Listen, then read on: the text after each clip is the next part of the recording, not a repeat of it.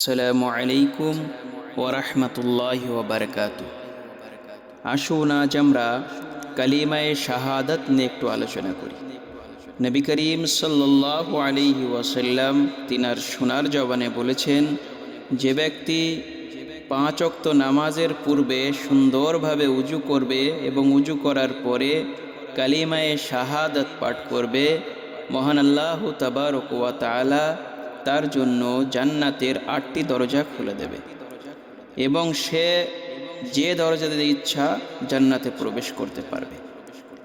অপর জায়গায় নবী করিম সাল্লাল্লাহু আলাইহি সাল্লাম বলেন, ওযু শেষ করার পর কালিমায়ে শাহাদাত আকাশের দিকে তাকিয়ে পড়তে হবে।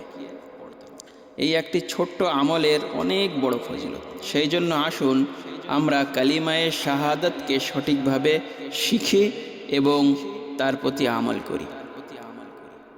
আশহাদু আল্লা ইলাহা ইল্লাল্লাহু ওয়া আশহাদু আন্না মুহাম্মাদান আবদুহু ওয়া রাসূলুহু।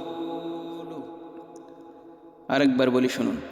আশহাদু আল্লা ইলাহা ইল্লাল্লাহু ওয়াহদাহু লা শারীকা লাহু ওয়া আশহাদু আন্না মুহাম্মাদান আবদুহু ওয়া রাসূলুহু।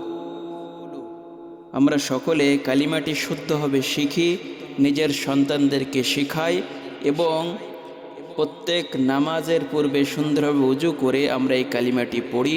ইনশাআল্লাহ আমরা জান্নাতের হকদার হয়ে দুনিয়া থেকে যাব। আল্লাহ তাবারক তাআলা আমাদের সকলকে এই আমলটি করবার তৌফিক দান করুন। আমিন।